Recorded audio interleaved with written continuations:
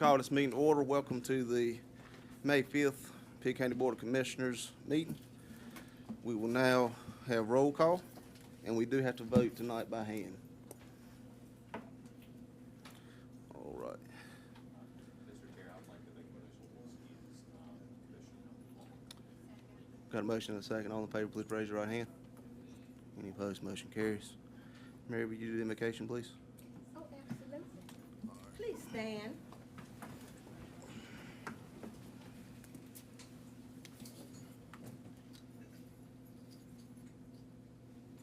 Dear Lord, we thank you for this day.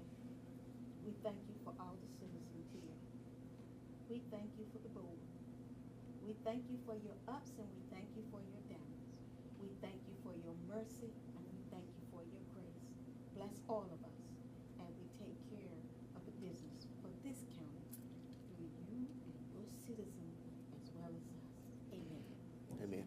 Now, if you'll please remain standing as we invite the student from Pitt County Schools Early College. If you'll please come forward. Good evening, everyone. My name is Carla Espino, and I am a student at Pitt County Schools Early College High School. If you will please follow me for the pledge. I pledge allegiance to the flag of the United States of America and to the republic for which it stands, one nation, under God, indivisible, with liberty and justice for all. Thank you. Which school do you belong to go to? Pitt Early College. All right, moving along. Have a motion for approval. Motion approval for the, Motion and a second. All in favor, please raise your right hand. Any opposed? Motion carries. Public addresses to the board. Mr. Chairman, we have one person signed up, Youssef. If you'll come forward while the attorney is reading the statement. Thank you, Madam Manager. Pitt County welcomes all comments on matters of public concern. Each speaker will be allowed up to 3 minutes to speak. A total of 30 minutes is set aside for public addresses to the board. Please state your name and address prior to speaking. How y'all doing? My name is Yusuf, coming from eastern, kind of south side of Greenville, somewhat. Yeah, right off of East Arlington Boulevard is where I reside right now. Today, I'm just coming here to speak to you all about the Double Bucks program. On behalf of Down Home, North Carolina, I just wanted to address, the other previous county commissioners meeting we were at, and we talked about it there. I'm somebody who grew up SNAP EBT as well, so I'm not even going to go into, how the Double Bucks program would help people like me, myself, to receive more, nutritious food and produce, and it will also support local farmers. It's not only a county issue, I think it's a regional issue as far as Eastern North Carolina goes. I think that would boost our economy. As y'all may know, in North Carolina, for example, or in Pitt County specifically, our poverty rate is higher than the national average. The national average is about 11%. We're at about 19.4%. So we have about close to 1.6 million people in the state of North Carolina who are at or below the poverty line. Our population is about 11 million, so that's give or take a little bit more than 10%, I'd say, something around that. Don't quote me on that, but yeah, give or take. So with this Double Bucks program, it would be beneficial to people who receive SNAP EBT, but also as well as our farmers as well. It would help alleviate some of the poverty that we have, that people face, like myself, like other people face, whether that be students, workers, everyday person who can't get around. It's a whole bunch of people that use SNAP and EBT. It also helps our farmers and agriculture. Agriculture being the #1 industry in the state in terms of economic impact. It also, it just keeps our money circulating locally. Keeps it locally, helps our farmers, helps us. I think that the Double Bucks program is something that we need y'all to support, just for all of us. I think it would be beneficial for all of us. So, yeah, I appreciate y'all. That's all I got. And again, my name is Yusuf. I'm with Down Home, North Carolina. I've been around a little minute, so you might see me again somewhere. But thank y'all. Thank you, sir. I have no one else signed up to speak. All right. Moving on to item number 7. Do we have a motion to approve the proclamations? Second. Motion and a second. All in favor, please raise your right hand. Any opposed? Motion carries. Mr. Chairman, if we'll go down front, the first one is a presentation to Andrew Schmidt, if he would come forward.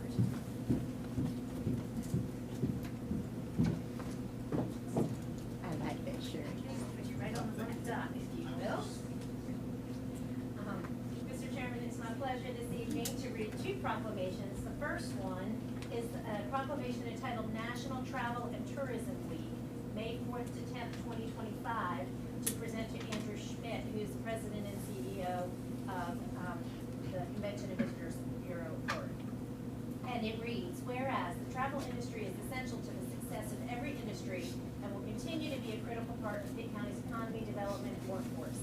And whereas travel is an economic powerhouse for every state and destination across the country, with an economic output of $2.9 billion, supporting 15 million American jobs. And whereas travel spending supports vibrant and safe communities in Pitt County and across the United States by generating $89 billion in state and local tax revenue in 2024 to support essential services such as education, emergency response, public safety, and more. And whereas travel enables success for all industries, including manufacturing, agriculture, defense, healthcare, and more, by driving sales growth, innovation, education, and operations that power our economy, our nation, and Pitt County. And whereas Pitt County has seen a significant increase in travel generating spending by $312.88 million generated in visitor spending, $9.3 million in tax receipts, and 2,082 people employed in the hospitality industry, and Pitt County earning $75.2 million of that. And whereas America's travel industry cannot be globally competitive without maximizing growth in leisure, business, and international inbound travelers, increasing travel to and within the United States drives our economy to a more prosperous future and connects America. And whereas 1 in every 11 U.S. jobs depends on travel, making it a critical driver of America's economy and a force for connection and opportunity. And whereas travel is an essential industry, and we must continue to communicate that growing travel leads to economic growth, benefits businesses, fosters mutual understanding, and connects the nation. Now therefore, the Pitt County Board of Commissioners do hereby proclaim May 4th to 10th, 2025 as National Travel and Tourism Week in Pitt County, and we urge citizens to join in recognizing the essential role this industry plays. Adopted this the 5th day of May, 2025, signed by Chairman Benji Holloman, Willie Hines, Clerk to the Board.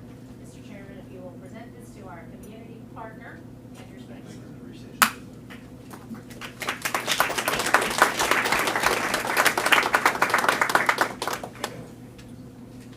Thank you for being here.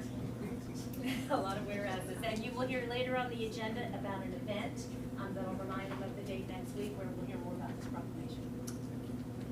Thanks so much. The next one, if Kelly Andrews would come forward, is a proclamation recognizing Economic Development Week, May 11th to 17th, 2025.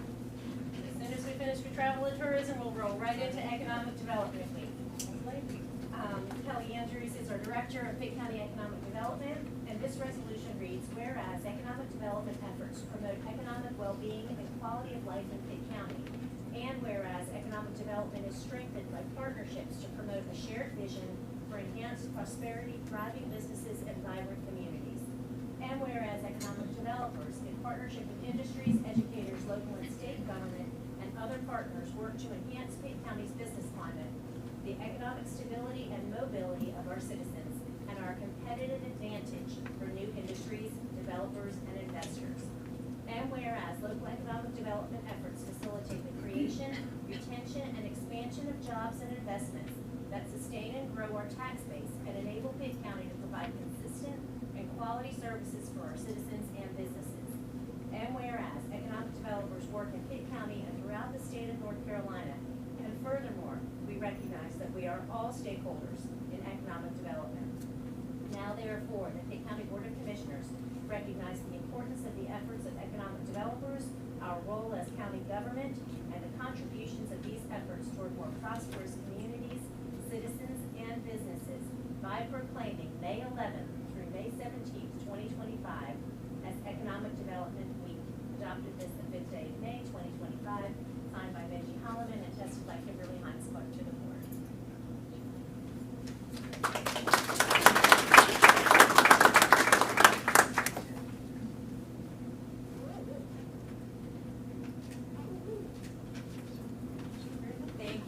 Kelly, and you'll also be hearing about Economic Development Week activities later on your agenda. So you'll keep that in mind. Mr. Chairman, this next item is a special presentation just to recognize some very special individuals in our community who are involved in 4-H. Commissioner Ann Floyd Huggins brought to my attention that there were 4-H recognitions for several Pitt County youth in our county, and wanted to invite them here to be recognized. So if I could have Matt Stevens and Lauren Dale come forward for Cooperative Extension. Is Mildred Council here? Is she able to join? Mildred, come on up as well, if you will. Who is really involved with 4-H. And if the three of you would come up, if there's anything you'd like to say a little bit about the awards, and then I can read out the list of names and call them up for a picture. Sure. So every year we have what we call our 4-H Achievement Program. This program highlights all of the hard work and dedication that our Pitt County 4-Hers have completed throughout the entire year, whether it's a project record book, a public speaking presentation. We like to honor each and every activity that our 4-Hers engage in throughout the year. So we typically do that in February or March of each year, and we just wanted to highlight them and congratulate them. Yes, and the Board of Commissioners sees this as a very significant accomplishment and achievement that benefits our community. So for those who could join us, there were more, but I have a list of those who are expecting to be here. If I call your name, come forward, and we'll stand in a row, and then we'll get a picture at the end to recognize and congratulate you. Nikidion Atkinson, Ivana Chuku, Ashlyn Cox, Lorelei Cox, all right. Ashlyn Cox, Lorelei Cox, you can just make a row right in front, that's perfect. Hackney Hall,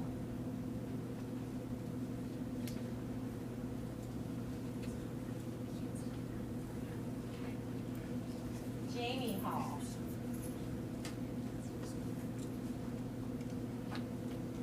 Kendall Harvey, Morgan Harvey, Devin Leary,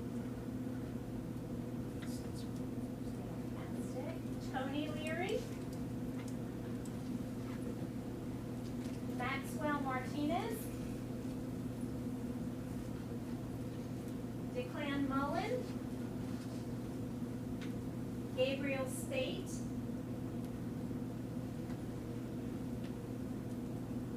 Thomas Spate,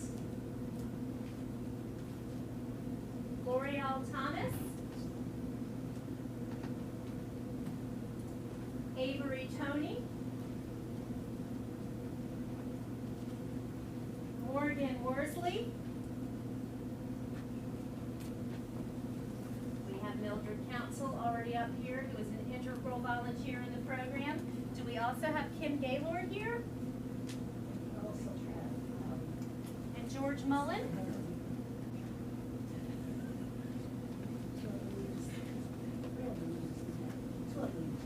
And any other leaders who are here with the 4-H program, please come forward.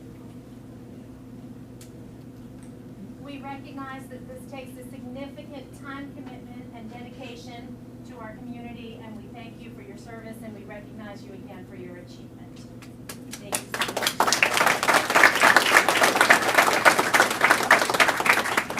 If we could scooch in for a picture with the chairman, and I'll squeeze right in here. Let's see. Yes.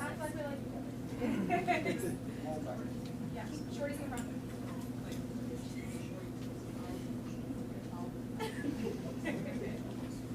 Find your windows.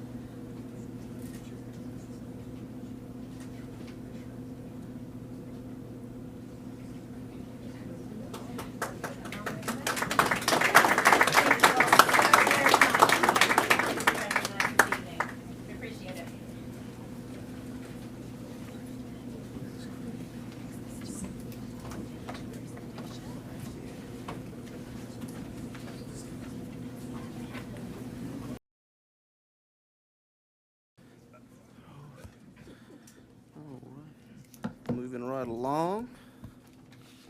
Miss Janice Gallagher. And she said she can do this in 15 minutes, so we're going to see. I have faith. All But right. let's hope she has one still up her sleeve. All right. The next item on your agenda this evening is your presentation of the recommended fiscal year 2025-2026 budget. So while we're letting folks get out the door, I'll start with just another good evening. It's my honor to present to you a recommended budget for fiscal year 2025-2026.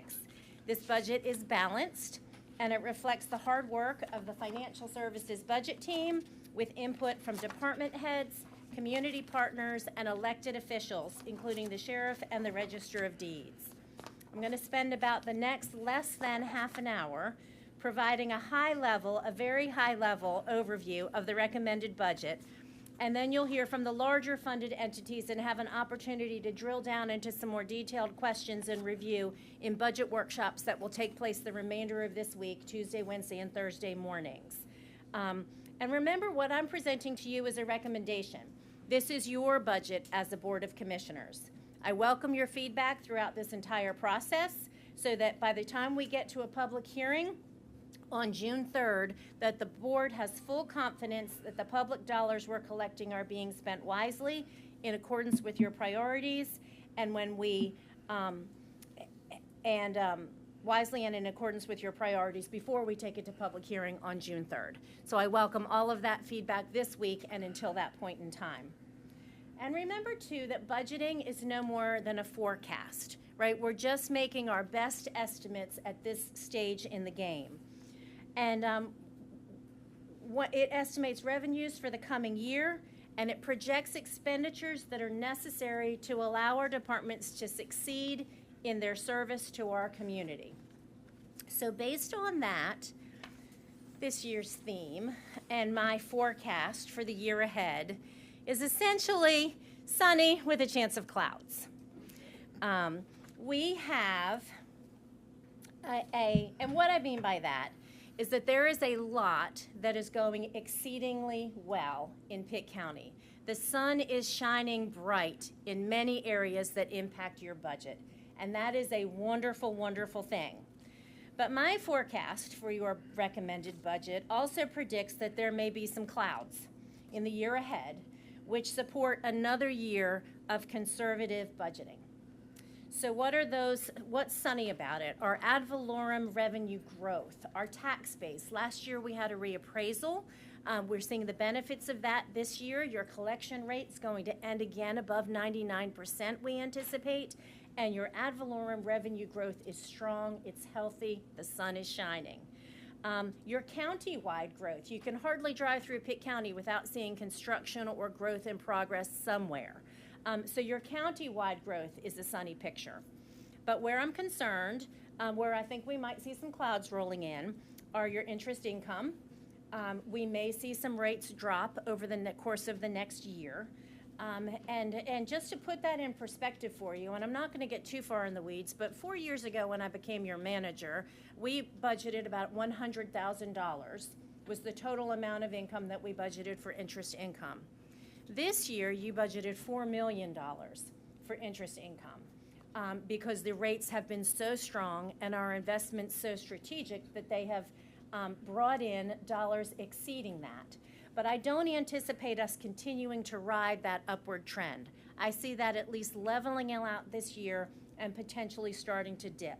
So there's your chance of a cloud.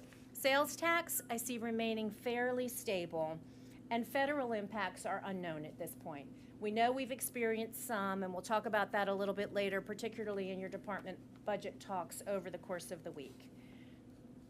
So just said in a different way, this year's budget theme has a very strong positive outlook for Pitt County, with better than expected ad valorem taxes and continued local growth.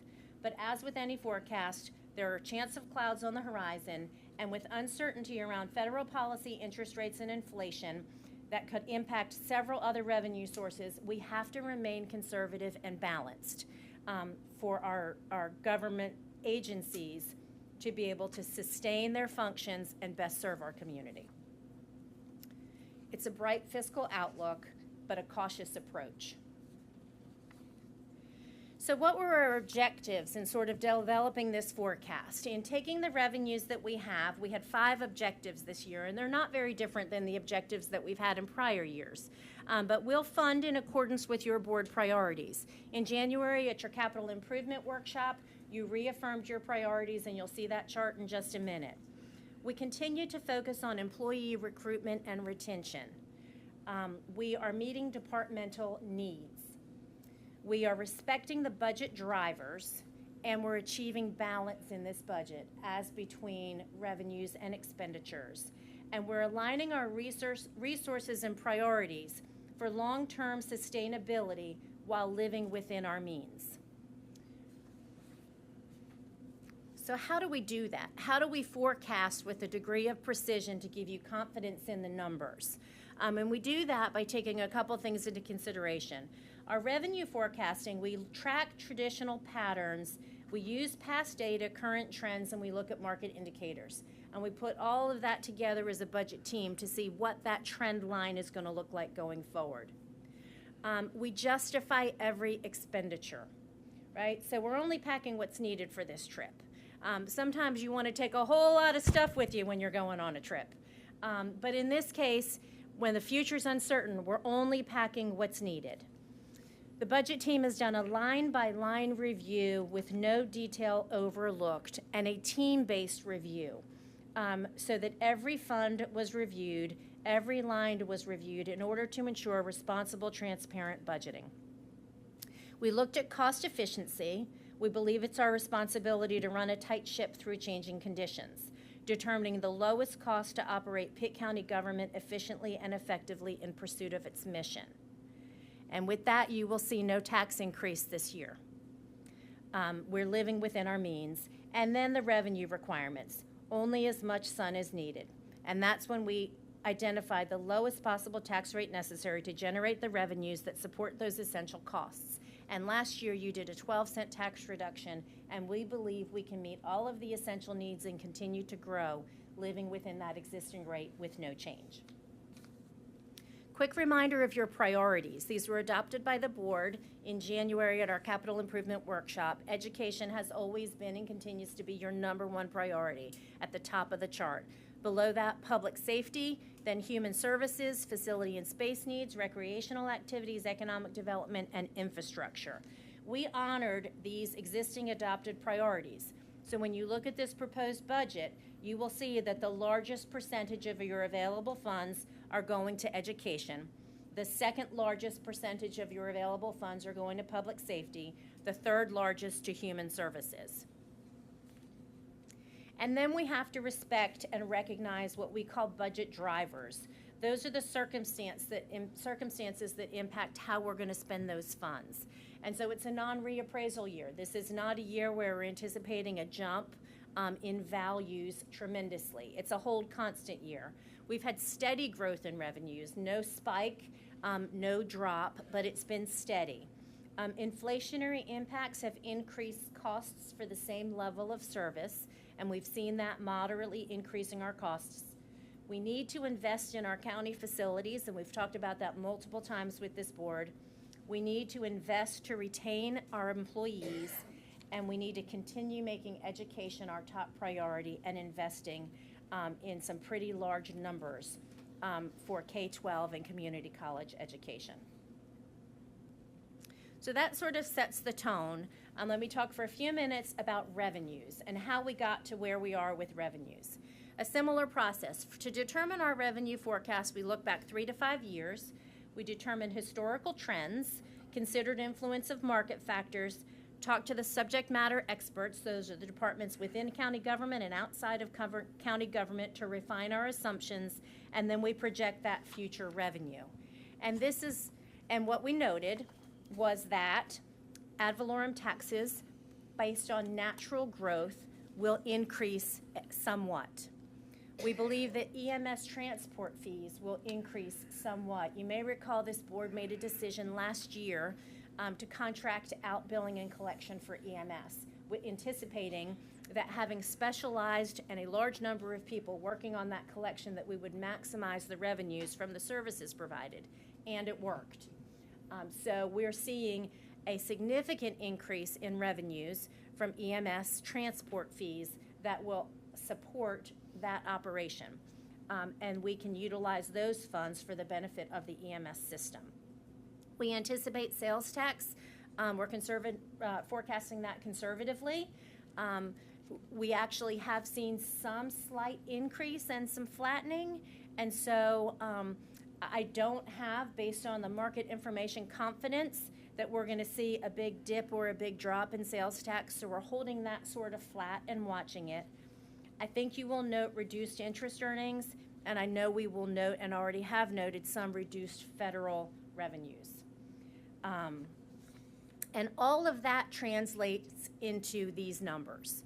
So on ad valorem tax, we anticipate that ad valorem taxes collected will make up about 60% of your budget at about $220 million. Your other taxes, your sales and other taxes, about $44 million.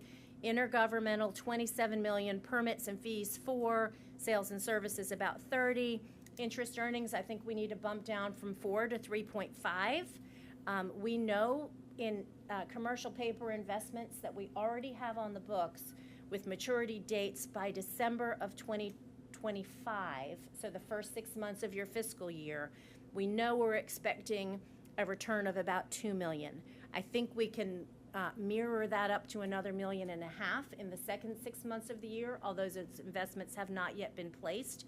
We only invest in highly rated entities that the local government commission allows us to invest in. We've seen rates up as high as 5% in those investments. We're starting to see them creep down, getting closer to 3%. And so it's a slight drop in your interest earnings. You have miscellaneous revenues at 15 and fund balance at 19 million, and those are particularly attributed to Department of Social Services and Public Health. And we can explain that in a little more detail when you hear their presentations tomorrow. You've often heard in the past about the county putting in a fund balance plug. And what that meant was the county budgeted its expenditures but didn't expect to spend all of it. And so they took an amount of fund balance to plug it, hoping that it would not be spent, and then you'd come out okay at the end of the year. This budget has no fund balance plug. We have seen over the years, as we trim the budget and as we hold departments accountable to submitting expenditure requests that truly match their needs, they're spending closer to 100% of their budget each year. And that's how we want it to be. We want to project what you're actually going to need, and we don't want to add any little bit above that. So while that number looks large, it's limited to human services, and there is no fund balance plug. So you are truly living within the revenues that you're collecting, and we don't have that cushion, so to speak, in between. Remember, last year you reduced your ad valorem tax rate by almost 12 cents, and this budget holds that reduced tax rate constant in order to live within our means. We have collected so far this year about $129 million in ad valorem property tax. We budgeted $127 million, and we budgeted last year very conservatively because it was a reappraisal year. We anticipated a significant number of appeals, which we've worked through, and we weren't sure how the economy and the reappraisal would impact our collection rate. And we have done exceedingly well this year. We anticipate potentially another $4 million to come in before the end of the year. And then with natural growth, we believe it's reasonable to budget about $134 million in ad valorem tax revenue for the coming year ahead. And I think we'll hit that about right on, right? It's not my goal to be so conservative that we sell ourselves short on the money we can spend. And I also don't want to be so optimistic that we fall short. But we think that's about a reasonable number at this stage in the game based on all of our forecasts and based on what we've seen. And that's the, when I say those numbers, I said, the amount collected. And that translates to the total value of the base, right? And we can talk about that in more detail this week as well. But we think we have a little bit of room to move there. So that's what our expenditures look like. I'm submitting to you a balanced budget at $414,781,324 as the money that you have to work with based upon all of those parameters to calculate those projections. So how do we apply the expenditures against them? Here's your same chart with the expenditures measured against those revenues, balancing at $414,781,324. And you can see that education takes up over 20% of your budget at about $84 million, public safety at 72, and human services at 59. Those are your top three priorities, right? And in the absence of a strategic plan, we make sure your money follows those priorities. That's what we have to go by. Next year, when we're talking about this, we'll have a strategic plan in place where we can hone in a little bit deeper and drill down a little bit deeper on those priorities and expenditures. But what you've got now matches that colored pyramid that I showed you just a few slides ago to balance. In that total budget, your county dollars are your general fund portion. So making up that budget includes funds from other sources and also includes funds that pass through the county. For example, we collect them for those municipalities for whom we collect taxes. That's a revenue that comes in and an expenditure that goes out, but that would not be a general fund expenditure. That's just money that adds to the total value of your balanced budget. In terms of general fund expenditures, last year you had a general fund budget of $234,135,776 as your last year's adopted budget. This year, we asked departments to remain fairly flat in their budget requests and submit just what you need. The requests this year came in at $275,529,668. And so as a result, we had $41 million in increased requests this year over last year. And so the budget team spent a lot of time. We met with every single department head, every single agency that we fund under this budget. And in talking with them, we sharpened our pencil, some to their concurrence and some not. And we shaved $30 million off of those increased requests to pare it down to what we believe are the true needs in order to thrive, right? These aren't needs to exist. We believe that this budget will fund each department so that they can provide the best service to this community and thrive toward their mission. And so shaving that off, we have a recommended general fund allocation to you of $245,429,403, which is $11 million over last year, about a 4.82% increase. We believe you can do that while living within your means. And I'll go through a little bit later tonight and during the week what we shaved off. So that if there's anything in this budget that in the opinion of the budget team we've shaved off that you think needs to go back in, you can direct us so. And if you think there's something that we shouldn't have shaved off and should have, you can direct us so, and we can work it back to a balanced budget. But that's your general fund allocation. You will receive a binder tomorrow morning when you come for budget workshops. It's going to look like this, and it's going to have every one of these numbers broken down in detail. So you'll see exactly what makes up that general fund last year to this year and the difference by department. And we can go through those in more detail during workshops. But what's really driving? So where did those increases land? Where are we putting that $11 million? How are we allocating those funds? And foremost, we are investing in our employees. Our employees are our greatest asset. We have an incredibly talented workforce of over 1,200 employees that dedicate themselves and come to work each and every day for Pitt County government dedicated to our mission to enhance the health, safety, and well-being of our community in a friendly and cost-effective manner. We as a county are only as strong as those 1,200 individuals. And it is essential that we continue to invest in our staff and in their development. And therefore, while living within our means, I'm recommending a cost of living or market adjustment of 3% this year. I know that's not as high as we've seen in the past, and you may recall the history of cost of living adjustments. I think it went 4%, 6%, 5%. So over the last 3 years, our employees have received a 15% market adjustment. This year, because this is a steady growth year, because although the sun is shining, there are some clouds that may be coming our way, I think 3% is a reasonable number to hold revenues where they are and still reward our employees. On top of that 3%, employees will receive a merit increase for their performance based on their performance reviews, and of either 1.2 or 2.4%.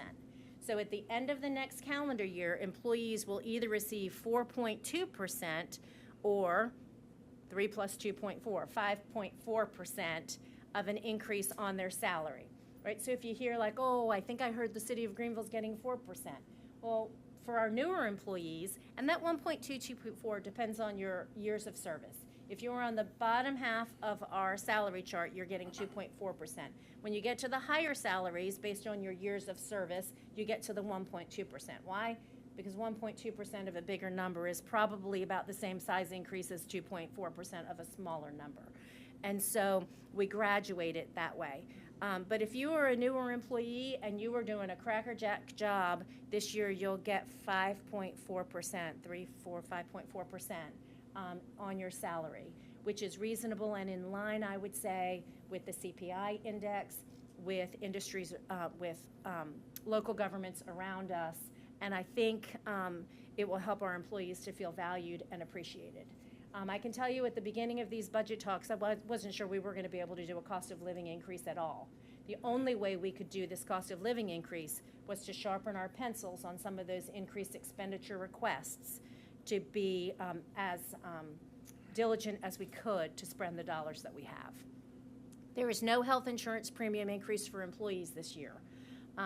That's not to say health insurance costs aren't rising. Pitt County is a self-insured health insurance plan, and the money that we contribute to that fund pays the bills each week as our employees and their dependents on the plan go to the doctor. I am recommending a larger subsidy by the county to sustain the fund. So right now the county puts in $710 for every individual. I'm recommending that we put in $760 for every individual. And then I'm recommending that our participation fee per employee remain the same, and that if they purchase optional coverages for their spouses and families, that does not change, right? When I was an employee here for a number of years before I became manager, one of the things that bothered me the most, as I had family coverage for my husband and children, was that I would get a 2% cost of living, but my health insurance went up 4%. And I just felt like I wound up behind the 8 ball. So we're not doing that. And then in order to spread the work in very specific situations that I'll talk to you about, I'm recommending that we add 9 positions to our workforce. Benefits remain very rich. This is prescribed by law. The retirement contribution for local government and law enforcement is on your screen. We contribute to 401k for local government and law enforcement. We provide life insurance, and we provide hospitalization. That 9180, the 8520 to the 9180 is the difference between that 710 and 760 per month. And then for our employees, we provide the coverage at 760 per month. The employee doesn't pay for that, but they do pay a participation fee. That participation fee is $99 per month, but we provide opportunities if you engage in voluntary healthy behaviors to reduce that fee and obtain a discount on your participation fee. So if you qualify at a level 1 discount, it would only cost you $74, and if you qualify at a level 2 discount, it's only $45 per month for your health insurance as a county employee. And most folks are taking advantage of and realizing those discounts. So it is not burdensome on our employees to get full health coverage for themselves at as low as $45 a month. And then the county pays the difference. If you want to add your family, and we did not change the pricing here. We held that constant. And the individual contribution we also held constant to prior year with the discounts. So none of that discount scheme is new to any of our employees, but the family policy is as high as $710, employee and 1 child as low as $405, and that remains constant, and we have not increased those since I have been manager. Some other notable expenditures in addition to our employees' benefits and investment.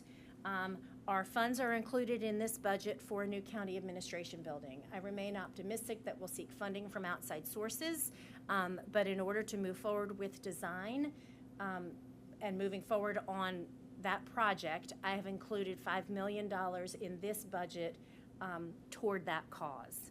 There's new floodplain software in the planning department that will allow them to enhance services to residents in our community, particularly who are impacted by floodplain. That's a new expenditure in the budget. The Sheriff's Office Communication Center is now subscribing to EZNet software and support associated with that. That new 911 system is about, the EZNet portion is about $92,000 per year. There's another $24,000 maintenance and another $36,000 maintenance that's included toward that communication center support. That's new this year. The detention center needs a new fire alarm system. The sheriff made that request. It's a safety issue, and I've included that within the budget. Our IT has been advising us for some time, and we talked about it in our capital improvement plan workshop back in January, that we need to implement Microsoft 365 as our email system, and other systems are at end of life. That's new this year. Our election system has an opportunity to purchase express vote ballot marking devices to remain ADA compliant and assure the highest level of integrity with regard to elections. We did not fund it last year. I believe this is the year to fund that. It maintains our ambulance fleet system in the county, provides funding for 3 new ambulances. It gives tax administration Eagle View software, that's new this year, so that they can better and more equitably and fairly appraise properties. That allows them access to systems with, to better know what we have in the county and adjust values to match what exists. We have significant capital improvements and supplemental funding for education. And you may have heard earlier in the year, we had a presentation from the Salvation Army. They were wanting to do heating and cooling stations for homeless folks during the hot and cold weather. And I heard consensus from the board at that time that that was something you wanted me to consider funding in the budget. They asked for $25,000, and that's in there. And then you'll hear about another project this evening, the 4 Lines Road Crosswalk, in my manager's report, and I'll let you know about that, but funding is also in the budget for that. So those are sort of the notable expenditures. Proposed fee changes is a short conversation this year. Well, every year we look across the board of all of our fees. We need to make sure that we're on target. We believe that the fees we're charging across the board in all of our county departments are appropriate, in line with market, and supporting the functions that we're charging the fees for. The only proposed fee change this year is in solid waste, which is an enterprise fund.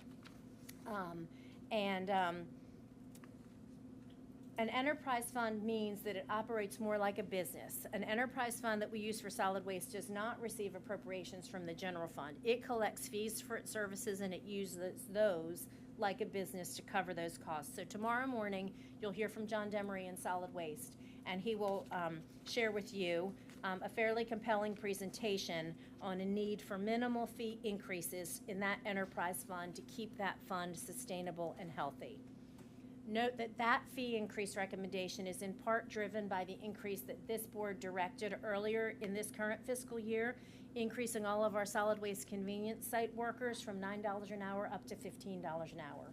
And when we did that mid-year, for the benefit of those workers, we advised you that we could lean on our enterprise fund to cover that cost for the remainder of this year, but that we'd be back at this year to make adjustments necessary to sustain that. We've also realized some tipping fee increases outside of our control, and you'll hear all the details about that in John Demery's presentation tomorrow. Education funding is your #1 priority. In this current year, you funded Pitt County Schools K-12 education at $52,632,265, the highest funding they have ever received. They've requested $10.6 million more this year. They've requested $63,285,000, a 20.24% increase. And if you'll note and look at our revenue growth, our natural revenue growth, without a tax increase, we're hovering about 2 to 3%. right? And so you'll notice that the cost of living is at 3%. Most departments will increase about 2 to 3%. But education is our number one priority, and so I think it gets a little higher weight than that. And in going through their budget, and you'll hear from them on Wednesday, I'm recommending that we increase their budget by 5.73%. So almost 6% to meet growth and additional needs, up to $55.6 million for K-12 schools. And in a nutshell, so where did I cut? They're $10 million, and we can go into greater detail during the week. We're on a stair-step plan for teacher supplements.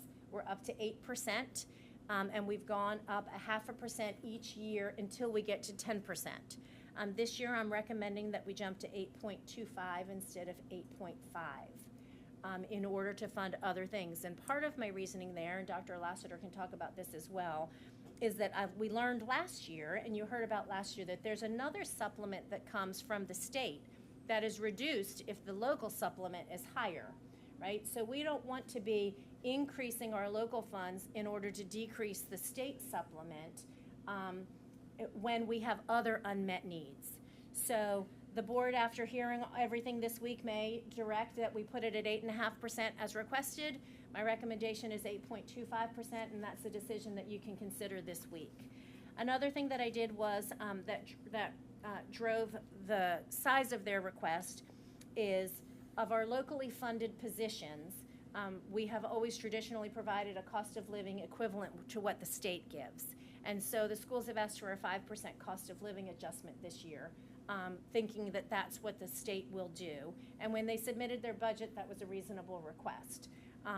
Community college has the same exact situation. They requested 4% this year, thinking the General Assembly would come in between 4 and 5%. Since that time, the governor has released his budget. The cost of living is 2% for state employees.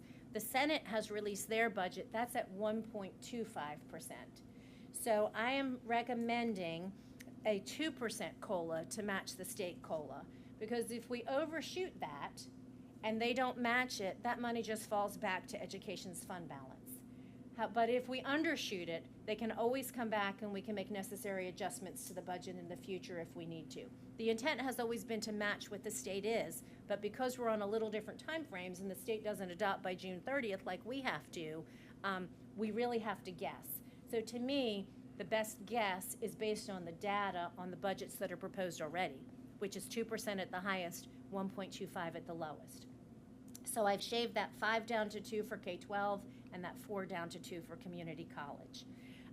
They have also requested $2 million for a replacement program for all of the computers on a 4-year replacement cycle. And you may remember the schools got significant ESSER dollars. Those were like our ARPA dollars. For the schools, they called them ESSER dollars. And with their ESSER dollars, they purchased computers so that every student, kindergarten through 12th grade, will have a computer for that one-time purchase. What wasn't factored in those ESSER dollars was the maintenance and the replacement once you have all of that in place. And so they estimate a 4-year replacement cycle would cost about $2 million a year. Each year for 4 years, you would then get a whole nother set of computers, right? So this isn't something that we necessarily anticipated. But fortunately, in reading through the Senate's budget and the governor's budget, it appears that they have included in their funding the replacement costs for these computers funded by ESSER. And so I have removed that from the budget this year in the hopes that if it's in both budgets, it may pass through the General Assembly.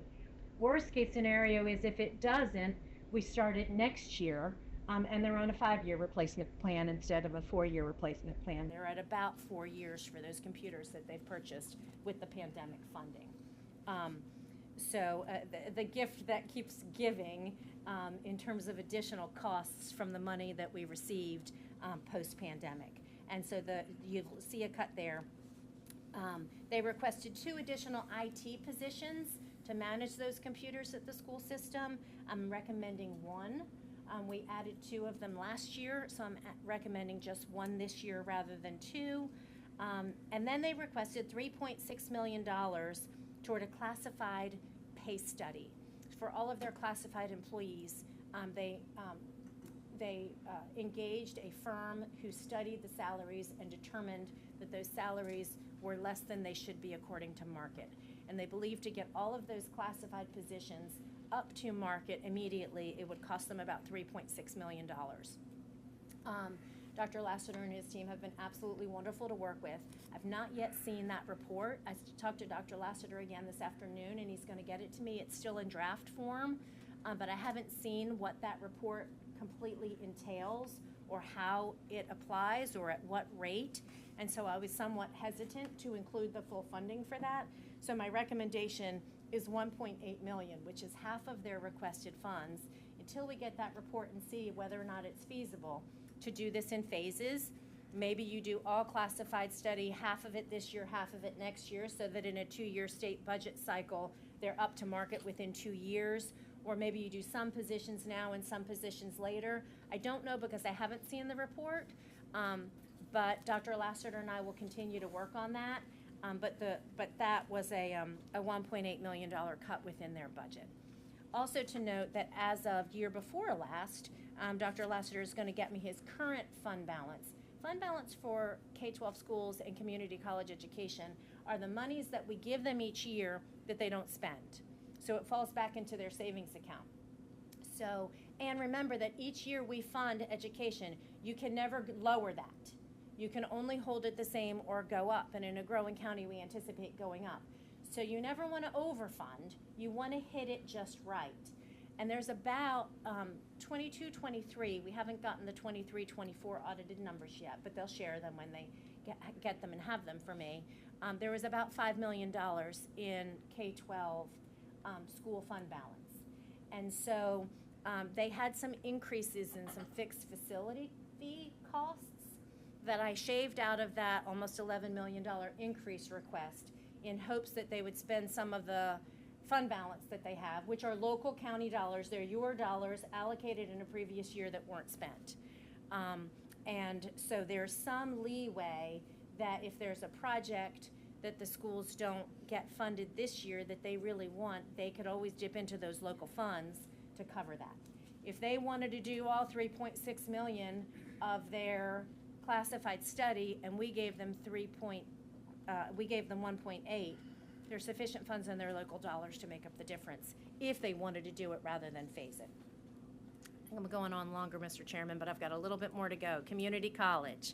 Last year we funded them at $7,030,249. They've requested $7.4 million, and we're requesting $7.318919 for their funding this year, which is a 2.65% increase to meet their needs. What that includes is a market adjustment for their police officers whose salaries were well below the other officers in our community in comparison to ECU, Greenville Police, Pitt County Sheriff's Office. So it was an adjustment to those salaries, and we pay for those. It includes $100,000 towards inflationary costs. They requested $160,000. We bumped that down to $100,000, and it bumps their 4% requested cost of living down to the 2% for the same reasons that I shared for K-12. What we're doing, though, very generously for community college is we're focusing on their capital needs that have not been taken care of over the last bit of time. And you heard in your January capital improvement workshop, there's $59 million in capital needs at the community college. And the longer you don't address those needs, the higher that number gets. And so this year, we're looking to cash fund one time $4.225 million to address some of those pent-up issues. And if you'll notice on the line, that 4.225 doesn't go into the base that we can't go below next year. It's listed out separately as one-time capital, right? So your new base is going from 7.1 to 7.3. But I think it makes sense for the county to support, and we're responsible for all capital needs at the community college and K-12 education, to fund a $1.9 million fire alarm upgrade. That's a safety issue that needs to happen at Pitt Community College. A GOA Center renovation you heard about in January to allow all student clubs to be involved at the student center and not some certain clubs randomly throughout the campus. Welding building equipment. We're going to have a welding building that's ready to open January 1, and it needs furniture. No grant funds supported that despite efforts to obtain them. And so this includes that funding for the furniture in the welding building. And then there's a ventilation issue with the lab fan in the Williams building, that's $650,000. And this allocation fully funds it. What it doesn't fund in their top priority projects are some roofing needs that they have. They are legitimate needs. The community college fund balance is much smaller than K-12. It's at about $1.5 million. So there could potentially, once we send these dollars, they determine how they're spent, right? And if they decide that a roof is more important than the ventilator fan, they could potentially phase that in and dip into their fund balance, local dollar fund balance, to help bridge that gap. We just can't do everything this year. So that's a significant increase. And if you recall, we give the schools K-12, $1 million in capital, and we give community college $100,000 in capital. So in lieu of these special one-time projects, I'm taking out that $100,000 for capital, right? And we're giving $4.225 million to get caught up on those expenditures where you can see the real impact of your dollars at work serving the people in our community. And then I'll start talking a little bit faster. Eek. Okay. Human services. Public health, social services, and other human services make up this category at $59 million within your budget. Other human services includes veteran services, sustaining agencies, and nonprofits. And that's going up about 0.79%. You'll see public health has a very slight increase of 1.89%, a very, very lean budget, most of that due in part to personnel cost. Social services, due to decreases in federal funding and contributions for shares of federal positions and state position shares that were not filled, is actually decreasing at 2.38% this year. We believe they can meet their needs with that funding available, and you'll hear in much greater detail from Sharon Rochelle tomorrow when she presents her social services budget. With that decrease in it, I believe that is warranted this year. And then your other human services has a slight increase to the 1.96%. Public safety, your sheriff's office budget will be about $45.7 million, your EMS fund at $11.6, and your other public safety at $15.1. So why did the sheriff's budget go down? Her actual operating expenses have increased due to inflationary expenditures, but what you'll see are significant savings in various areas in her budget. One is a reduction of almost $750,000 due to the bidding on the jail medical contract, right? We had $3.8 million in there. The new contract is $3.050 million, and that's a significant savings. That doesn't impact operations at all, and she's getting all of the service that she requested in her request for proposals. So that's a significant savings in jail medical. The other thing that contributed to that decrease, where last year you were very generous in providing one-time money for the move to the new Sheriff's Administration building. You had over $1 million in there for move-related expenses, furniture, supplies, and one-time expenses that were related to that move. When you pull those out, because those one-time expenses aren't there anymore, and you realize the savings from jail medical, and you look at each line based on experience and needs, it actually resulted in a year-over-year decrease in that fund. But a 2.4% overall increase in public safety. So that remains your second highest priority. You'll hear from the sheriff on Thursday. She'll let you know where her pain points may be within the budget as recommended, and we can iron those out, and I'm open to the board's discussion and direction on that to see if there are lines that we cut that need to bump up, or that we didn't cut that need to be cut, or that otherwise need to balance out once we hear her needs. But it does include a new fire alarm system at the detention center for safety reasons. It does include $400,000 for new vehicles, and it does meet all of the expenditures that we have seen her experience over the last 3 to 5 years in our look-back period. EMS tax, no change. We'll keep that very simple. EMS revenues, we anticipate tax funds to increase, Remember when you reduced your ad valorem tax rate by 12 cents, you did not reduce your EMS tax rate. And so that's generated significant more revenue year over year. Last year, we took that revenue and we applied it to make the squads sustainable. And last year, each nonprofit EMS squad got a significant increase. We're also collecting delinquent taxes. We're anticipating an increase in transport fee collections. You'll continue to get Medicaid settlement money.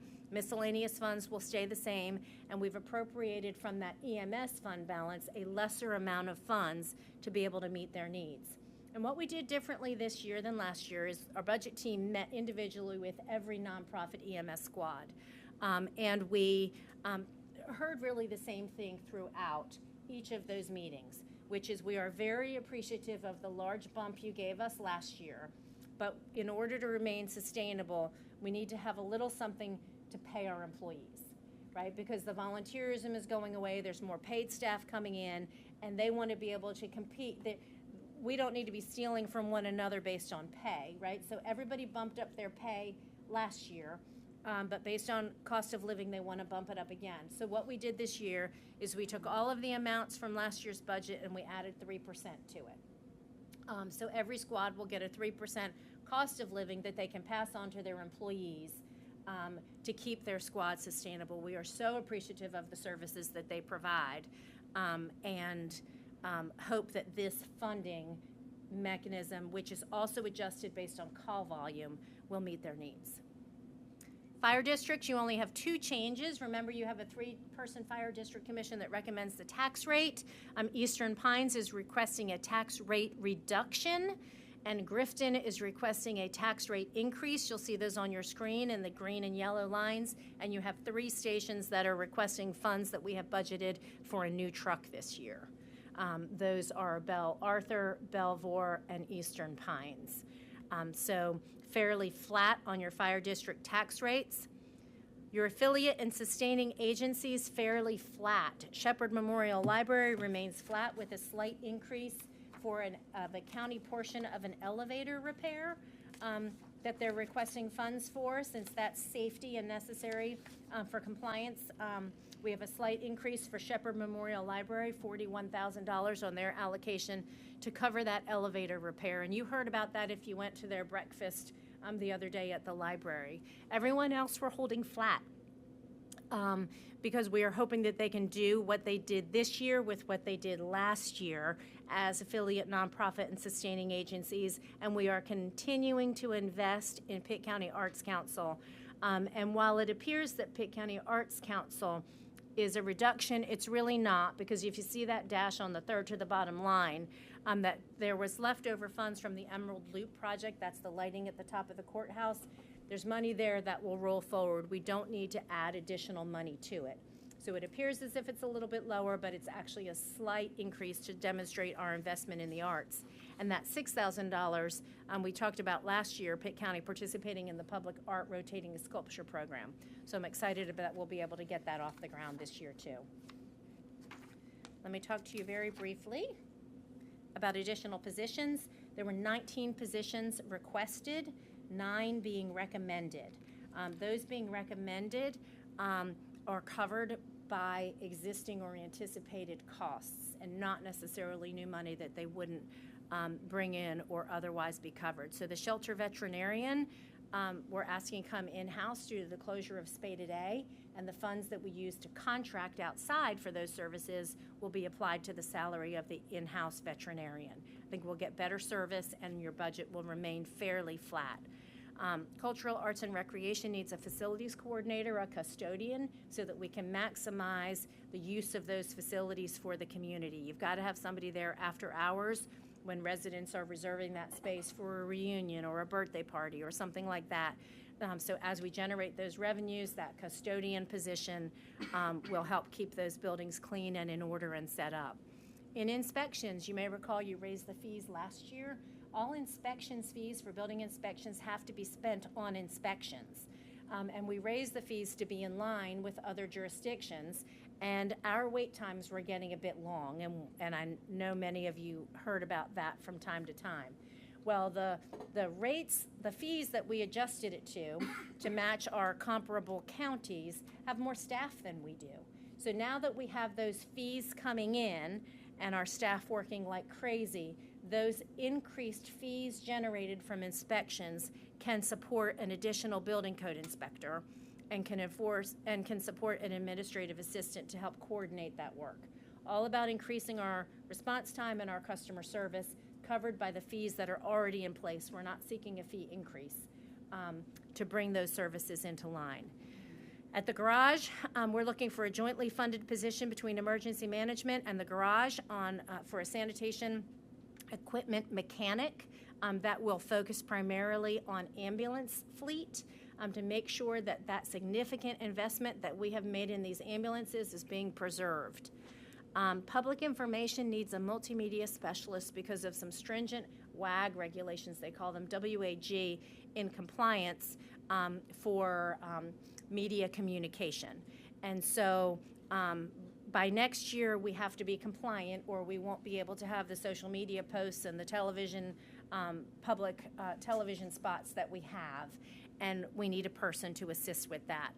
And in tax, I want to commit through these 3 people to assure fairness and equity and enough eyeballs and hands on the ground to make sure the values are right the first time, right? So we want to minimize appeals, and having gone through this reappraisal process and knowing that we can only do what we can do with the hands that we have, I feel confident, and these are personal property primarily, that if you've gotten your tax bill, we used to have the hands and the people who could review all those tax bills. The rate, the value for your vehicle is set by the state, and then it comes to the county, and then you bill through DMV. But the county has an opportunity to review that value based on your particular circumstances. And in the appeals we've seen, some of those state values are not on target, right? And we want to get it right the first time.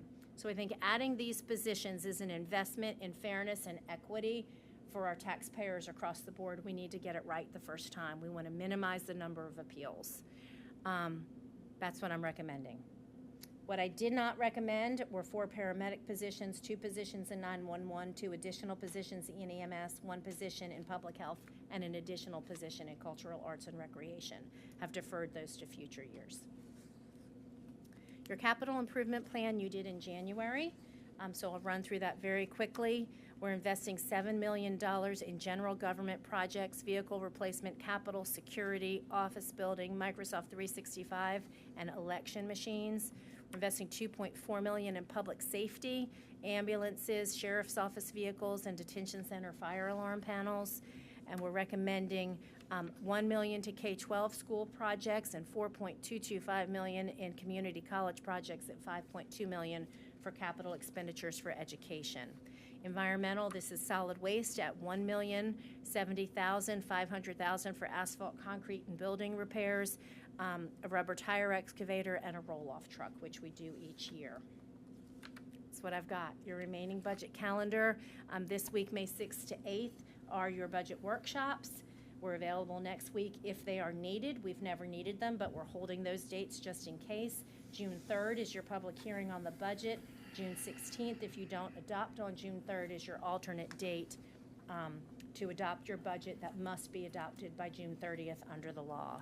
Your agenda for tomorrow, you'll hear from Social Services, Public Health, and Solid Waste. Your agenda for Wednesday, you'll hear from the Community College and Pitt County Schools. And your agenda for Thursday, you'll hear from Emergency Management, Sheriff, and Detention. We'll have opportunity each day for discussion, questions, and directives as we go line by line. And in summary, I think it's going to be sunny with a chance of clouds. I think we're funding in accordance with your priorities. I think there's continued focus on employee recruitment and retention. I think we're meeting departmental needs. I think we're respecting those budget drivers, and I believe we're achieving balance. So the skies are bright, but we're remaining conservative. Special thanks to our budget staff. You have Sharon Roundtree, if you'll wave, Susan Stokes, Sam Kroom, Aaron Stinson is not here this evening, spent countless hours working with all of our department heads and elected officials and community partners to develop this budget that I feel really good about giving to you this evening based on the numbers. We have room to make tweaks over the next week and month, I'll answer any burning questions you have right now, or we can save them for workshops. Let's have them for workshop. Thank you, ma'am. You're welcome. Thank you. Moving right along. Mr. Hill, we have a little time to make up, so let's roll. Good evening, Chairman Holloman, Commissioners, Manager Gallagher. This evening, I present to you the March tax collection report. The fiscal year combined collection rate through March 31st for real and personal property was 98.28%. The combined rate 1 year ago for real and personal property was 98.55%. Pitt County Tax Administration continues to pursue all outstanding taxes using the necessary remedies available through the North Carolina General Statutes. If there are any questions, I'm happy to answer them. If not, it's my recommendation to approve the tax collection report as presented. Motion and a second. All in favor, please raise your right hand. Any opposed? Motion carries. Thank you. Mr. Sam Croom. Good evening. Good evening, sir. Tonight I bring you the March 31st, 2025 financial report for the general solid waste and EMS funds. We are 9 months into the fiscal year, or 75%.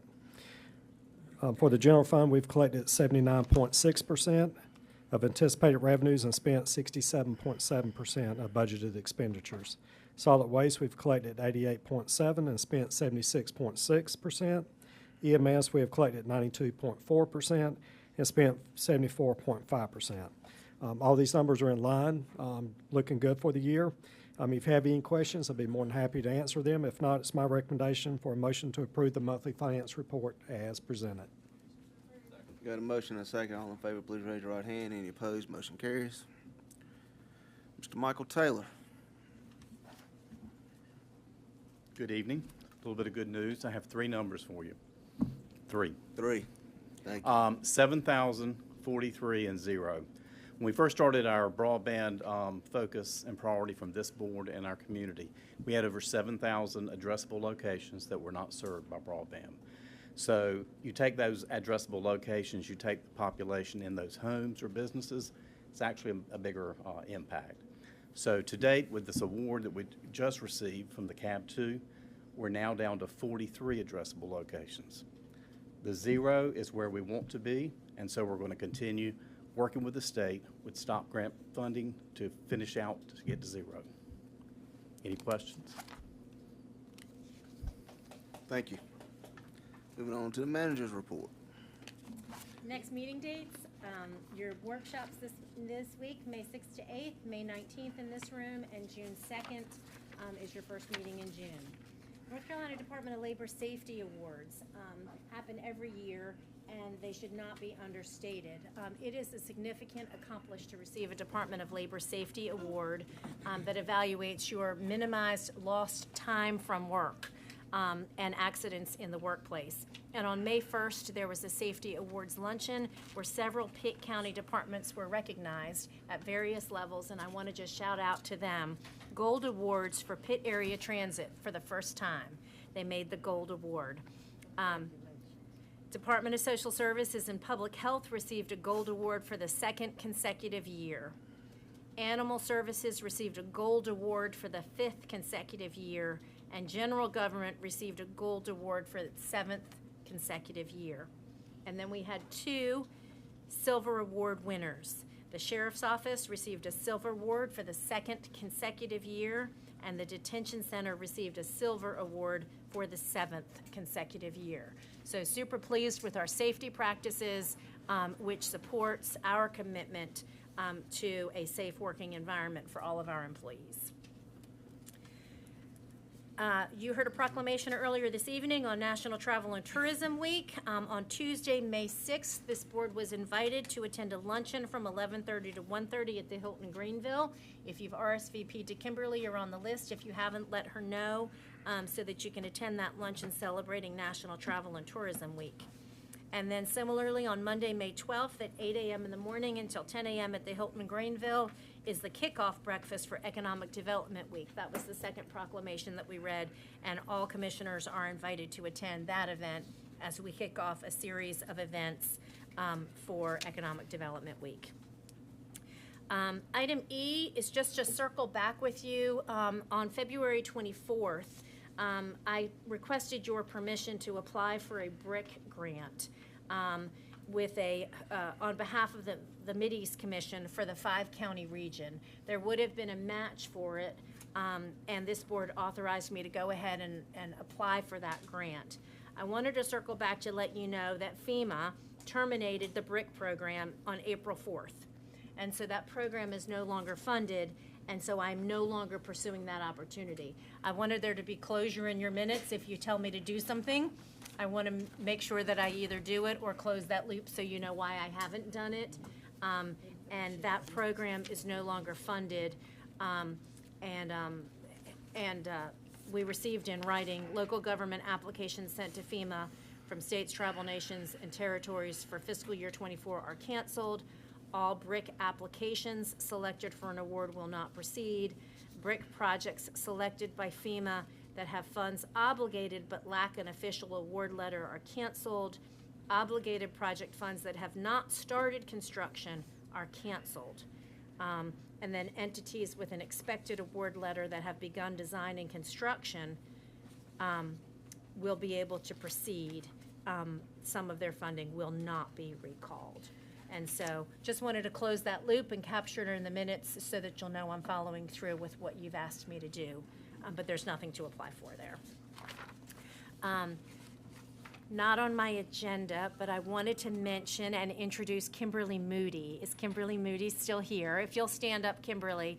Wanted the board to see Kimberly Moody. She is our new coordinator for Human Relations Council. She started with us last week as a part-time employee in that program, and she has a series of listening sessions coming up over the next month as the recipient of the America 250 grant, and you may have seen a press release. The first one is tomorrow at 6 p.m. There'll be another one Tuesday, May 20th at 6 p.m. and Tuesday, June 17th at 6 p.m. And these are spread out at First Christian Church in Greenville, the Aden Community Building, and the Farmville Public Library. So for more information on the America 250 grant, you can reach out to Kimberly Moody. We are thrilled to add her to our team. She took the place of Jessica Williams, who you maybe recall coming to you from Human Relations Council. And then very briefly, the last item I wanted to make the board aware of, you some may be aware, but I don't think we've had an official announcement to the full board about a project the town of Winterville and the Board of Education are working on to create a crosswalk on 4 Lines Road from the residential neighborhood across the street from it to the high school. And they pulled the county into that conversation as we fund the Board of Education. Department of Transportation is also part of those conversations.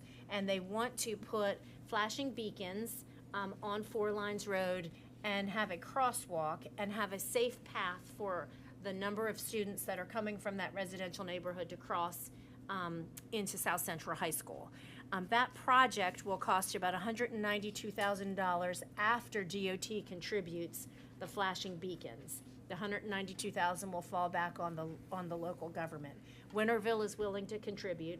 The schools would like to contribute, but we fund the schools, so we can do their part for them. And then DOT is contributing the beacons and the overseeing all of the work. So I have included in your proposed budget, and we can talk about it further during workshops, $150,000 toward that project. We can leave that in if you think that's the right number. We can reduce it if you think it's too much, or we can increase it if you think it's too little. But that's in your budget, and I wanted you to know about that project. If it is funded for July 1, that crosswalk will go into place so that there'll be safer, increased safety for students going to that school. Questions about that project? Real quick, is it a timed cross or is it a rolling cross like the problematic one there's on 10th Street right now in the city of Greenville? So It's they, been a real big problem. so they discussed avoiding the problems that they have on 10th Street in Greenville. And we can get additional information about that. At your places is a sheet of paper that's entitled Rivers and Associates. And it has the crosswalk, and it shows the quote and what it includes exactly. And we can get additional information about that. I can bring that back to you before you A-OK the funding in the budget. Anthony Bowers with the town of Winterville has been my main point of contact on that project. The town of Winterville has been wonderful to work with, and they really want to increase safety in that corridor. That's all that I have. All right, moving on, items for consent. Got a motion and a second. All in favor, please raise your right hand. Any opposed, motion carries. All right, moving on to Mr. MacArthur and Mr. Gentry.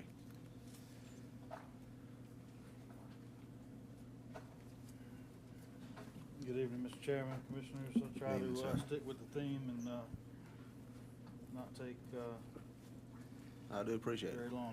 Do y'all see that? All right, good. Okay. All right, so we have received an application from our 9E franchise from Caroline Transport LLC. The owner, Aaron Reeves, is here with us tonight. Currently, you have 6 9E franchises that are operating in the county: Ahoskie, Ambicare, Atlas, Coastal Medics, and White Oak. Caroline would become number 7 to operate. They applied on Friday, April the 11th. We were asked to expedite their approval timeline, and so we did that. We had a special called EMS oversight meeting on April the 24th. Their application is complete, and I don't have any reason to not recommend, so we would bringing that forward to you. There are 2 things, though, that they will have to complete. The one for us will be that they have to have a physical location inside of our county per our ordinance to operate. That's the same requirement for all of the other 9Es. You have approved these previously pending that. We don't ask people to spend money to come operate in our county before they are approved, so we would do that. And then they will need to work with our medical director to get released to practice so that they can function as EMTs in our county.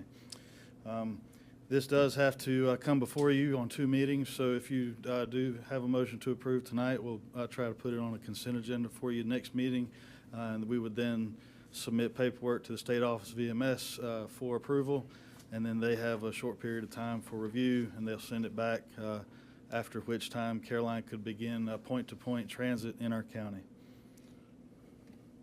That's all I have. Any question? Got a motion to approve, second. All in favor, raise your right hand. Any opposed, motion carries. Thank you all. Thank you. Ms. Jennifer Lanier Coward. Good evening, Chairman. Good evening, members of the board and County Manager Gallagher. With the recent establishment of the new Cultural Arts and Recreation Department, the restructuring of the existing Community Schools and Recreation Advisory Council is necessary. As you may be aware, the current council consists of 12 members, with the Board of Commissioners and Board of Education appointing equal shares. Staff recommends the newly renamed and restructured advisory council consist of 1 member from each of the numbered and lettered commissioner districts for a total of 9 members. We have created a proposed constitution for the restructured advisory council, as well as a draft rule of procedures for the council. It was created to guide the members.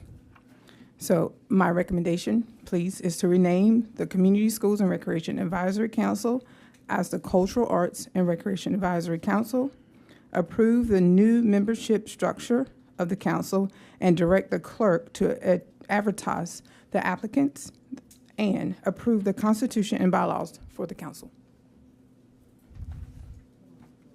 You got a motion and a second. All in favor, please raise your right hand. Any opposed? Motion carries. Thank you, ma'am. Thank you. All right. Item number 3, Commissioner Nunley. Hit the button. So before you is a resolution for our county to consider in opposition to House Bill 765. Be brief on this, but this is, I brought it before this board to mirror an effort by the North Carolina Association of County Commissioners to help support opposition in the bill, and that the bill seeks to strip local control of some very important decision-making matters. I would like to just read, if I can get my computer to open.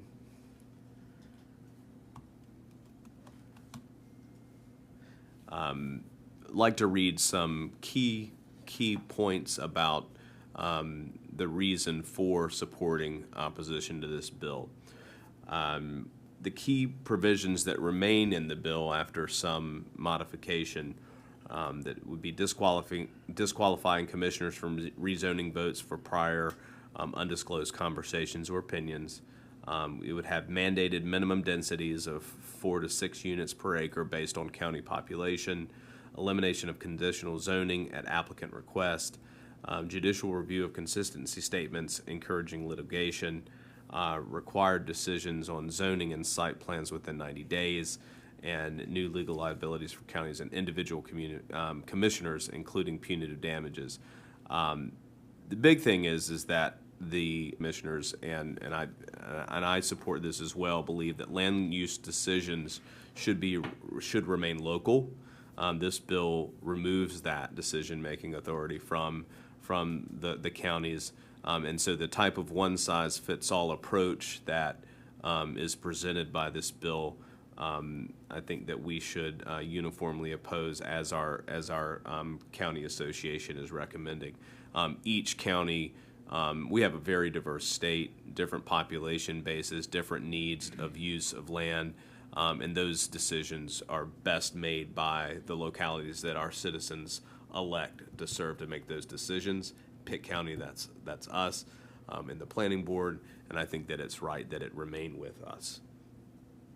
So I would present this board and please ask that we have a motion and approval and I'll make a motion to approve this resolution. I second it. Got a motion and a second. Any discussion? All in favor, raise your right hand. Any opposed? Motion carries. All right. You're up. The next one is a request to renew the lease with the USDA. You've heard me talk to you about the situation in the past where we're leasing office space in our agricultural center to the USDA, where they house the FSA, the Farm Service Administration, NRCS, and USDA Rural Development. There was a series of events that led to the termination of that lease, in part because we had difficulty negotiating with them on a renewal, and in part because it was identified as space that was not being used efficiently by the DOGE division of the federal government, and that we were on the list, and then the lease naturally expired April 30th, and the federal website actually identified our location as released effective April 30th, free and clear, 7,000 square feet of space. Some farmers in our community were very upset about that, and Farm Bureau Association was very upset about that, and they let us know that they wanted Pitt County to be the hub for all of those services in the community, and rather than farm those services out elsewhere, they wanted them to be here in Pitt County. And a group of individuals who shared those concerns reached out to their legislative delegation in Congress and had a degree of influence, and on the day before, the folks had already started moving out. And you may recall, this isn't space that was highly utilized. When we went in there, the office calendar was still on 2021. So other than the FSA portion, most folks were not utilizing that space anyway, which is probably why it was identified in that DOGE efficiency study, because people weren't there to non-renew that lease. Nevertheless, due to some outside influences from Farm Bureau individuals and other prominent farmers in our community, members of the federal legislative delegation reached out to the USDA, and I received a phone call the day before it was supposed to end saying they've been directed to renew the lease. And that they want all of the space as originally done. They'll pay the full amount that they have there, and that we just need to do it temporarily until we can figure out what we're going to do for a year. Okay. And so they have asked to renew that lease for 1 year temporarily. They said that they have heard that they would like Pitt County to be the hub for those services, and that they would consider that, but they needed a year to determine whether or not this lease should expire from their perspective, or whether or not they would be able to maintain people who are there. So it wasn't very efficient in that all of those tenants had already vacated. But they came back. PJ's laughing. And they're starting to come back. I mean, we had Xerox copiers coming to pick up copy machines. I mean, this was the 29th when the lease was expiring on the 30th. And so we didn't realize a great deal of efficiency at the federal government based on the series of events. But we have certain members of our community who are very pleased that they'll be able to stay in that space for the services in our community that they interact with, particularly Farm Service Administration. And so I wanted to give you that update and ask your permission to enter into that lease renewal for a temporary one-year period with all terms and conditions being the same. You may recall also that they were making some demands about the space, quality of the space, HVAC issues, and it wasn't clear to me whether or not they still had those issues. And so I did send an email to various folks, including our contact with GSA, and she put in writing that there are no current concerns with the space being leased as is. And so I feel confident that they can lease the space as is. If this board provides that approval, we'll get that lease back to them. They want it immediately because it expired April 30th. I have a question. Hold on. Yes, ma'am. I have a question. I would like to know, the space need, do you agree with it, or do you agree that we need to keep on doing it? So my thought is that for what they are doing in that space, it's probably more space than they need for the services that they're providing, unless they're able to create a hub and bring folks in to serve the community. So to have 7,700 square feet for 5 FSA employees on a regular basis doesn't seem very efficient. However, I think this year of temporary extension will allow us to determine what that could be and how that space could best be utilized for our residents, or whether or not it needs to terminate at the end of April 30th of 26. So I am supportive of giving additional time to examine the issues to determine what's best for the agricultural community. Well, if you will support it, then I'd like to say that I'm off the motion that we do this. Have a motion Quick question. in a second. Any further questions? USDA employees coming back in, because they hadn't been there since before COVID. That's right, they are. I'm looking at PJ. They may or may not, but there will be, the federal government will be paying for space for them. Yes. Ricky Hines knows. Oh.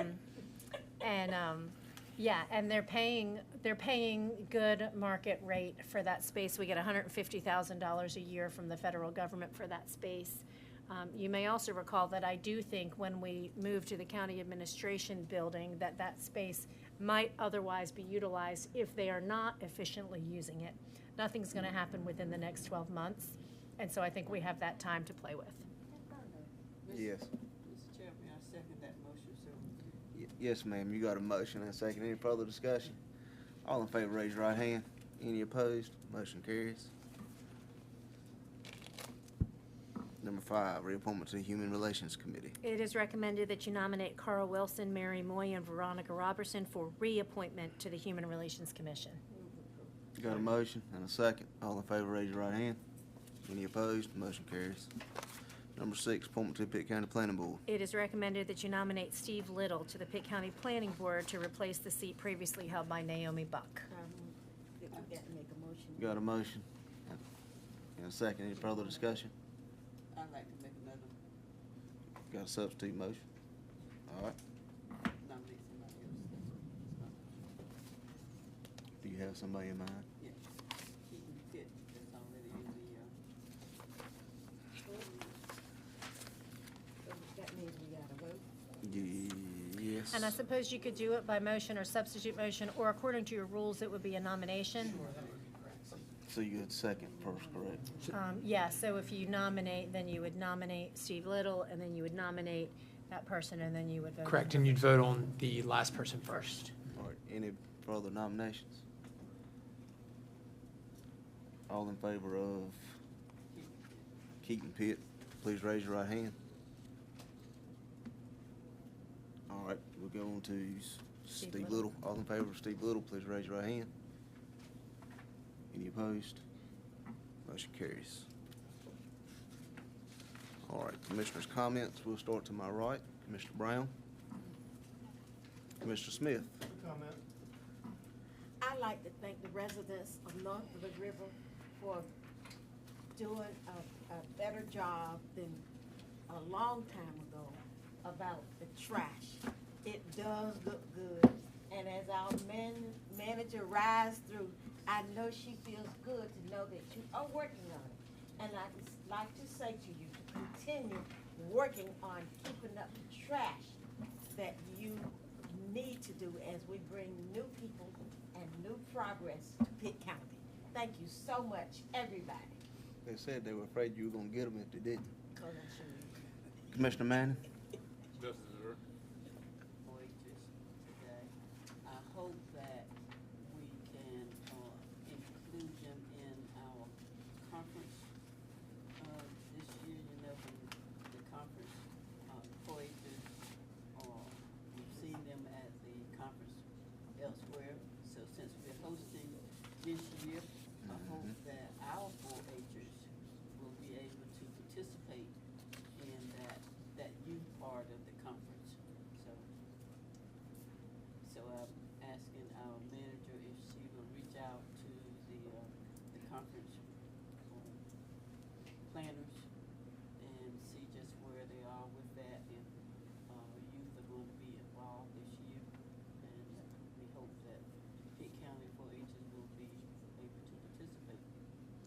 That's great, Mr. think Chairman. it'd We be a have good done idea. that. Kimberly Hines has been leading our efforts on the conference planning, and we've talked about the youth component, and we've talked about having multiple youth from Pitt County since we're here participating. So we'll continue to follow up on that and make sure that gets done. Commissioner Nunley. Briefly, just like to thank the manager and all of county staff for the diligent work to get the budget before us, the early presentation tonight, and then for the next couple of days. So thank you all so much for your hard work. And Commissioner White. I would like to also thank county staff for their diligent work on the budget. With that being said, I want to let my fellow board members know, and county staff and anybody that will be watching from home, I'm having surgery this week, so I will not be with y'all at budget workshop. I will continue to be following up with county staff to see if there is any new additional input during the workshop and to give my questions and concerns and if I have any additional input, but just wanted to let y'all know that's why I will not be there. Thank you, ma'am. We'll be praying for you. I like to offer the motion that we go home before it rains. I think you're a little late. If you'd have worked on my time schedule, we'd have got out of here, but you had to talk. We have a motion So and a moved. second. All in favor, raise your right hand. We're out. Thank you.